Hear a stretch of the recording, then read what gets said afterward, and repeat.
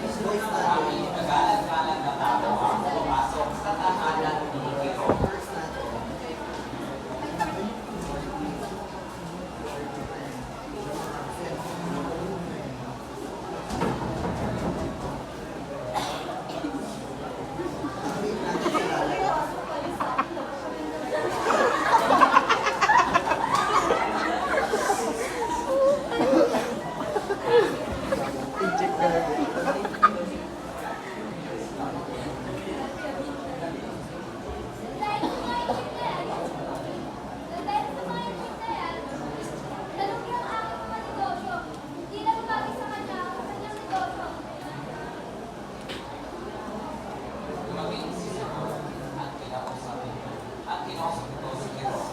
Nasaan siya na yung face na yun? Wala na po kaya. Nakapasok mo kami. Umayag kayo na. Kahit na matawa ka sa mga kapibahan. Huwag ka talaga. Sandali ko yung gamot ni Garawa na.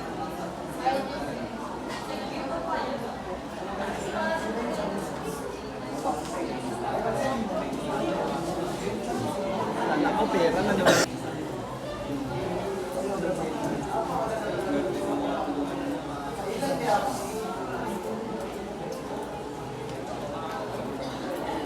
Napakaganda.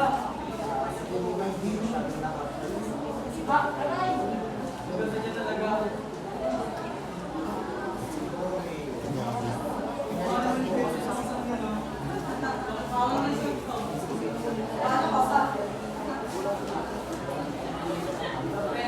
Ito naman ang bayan ng Ababa. Ngunit, ang mga Hindyo ay pinakayatin sa pag-inito. Nasa mga pagsisimulan. Putres, nagtakot ako siya ng biyari natin sa mga experience.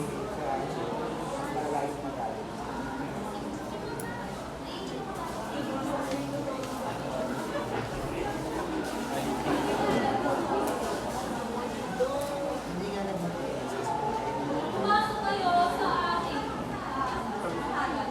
Makikita ninyo ang ulong nagsasalita ng tamang pagkakas.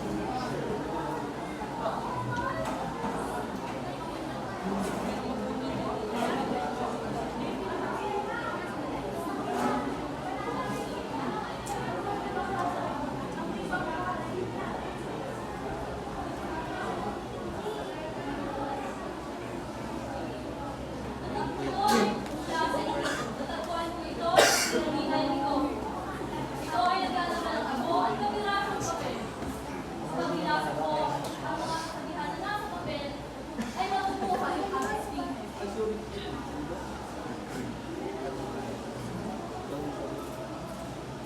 Leonin mo. Umibig ako sa isang saserdote. Ang batang saserdote ay ibig ko. Ikinulong ako, ngunit nakatakas at nagpunta sa lawa ng Torres. Pero doon ay pinatay ako. Magtitigati ako, kumanda siya. Dapat ipagbawal ang takhal na ito. Hindi maaari.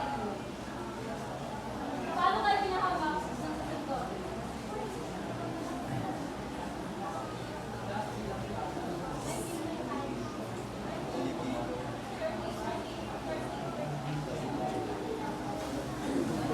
Dalawa yung gagawin ng baby. Bakit ka dito? Hindi mo pinagsasabi.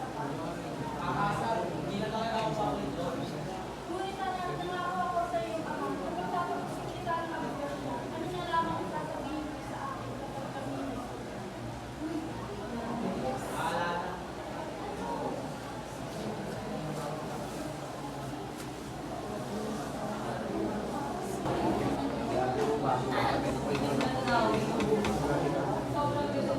Nakasalimang sa iba.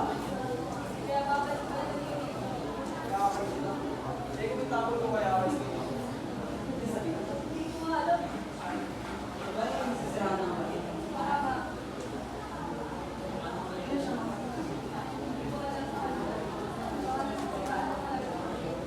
Halika tumalis ng highway.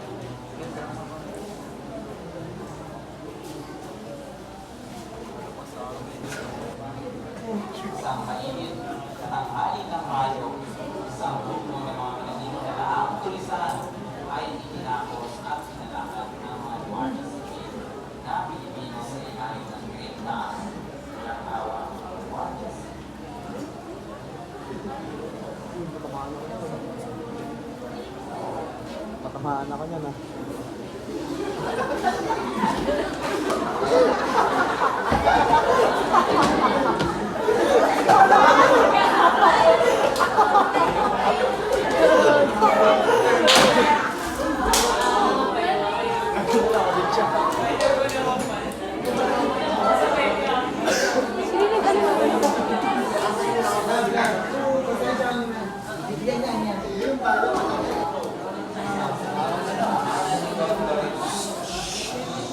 Tahimik ka ang paligid.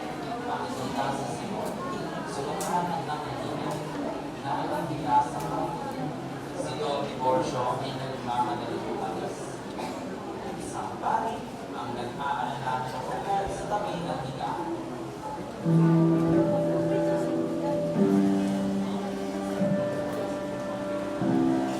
Yatay.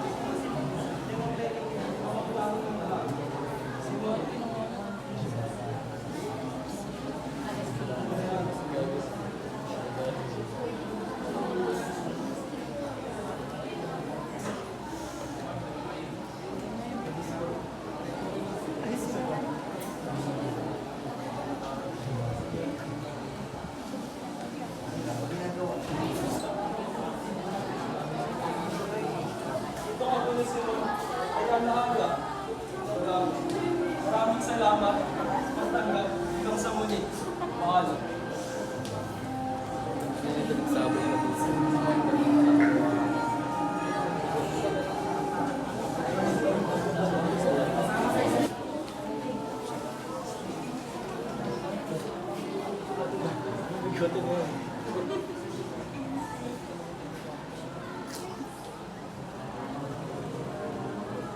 Sa ilalim ng himig ng mga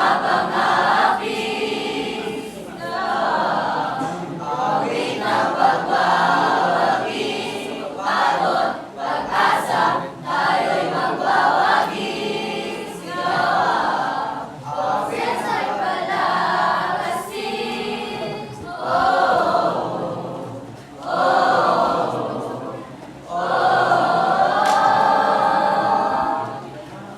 Maraming salamat po sa inyong panunood po sa aming pagtatanghal sa Elderly Mysteries. Sana po ay nagustuhan ninyo at sana po ay meron po kayong napulutang at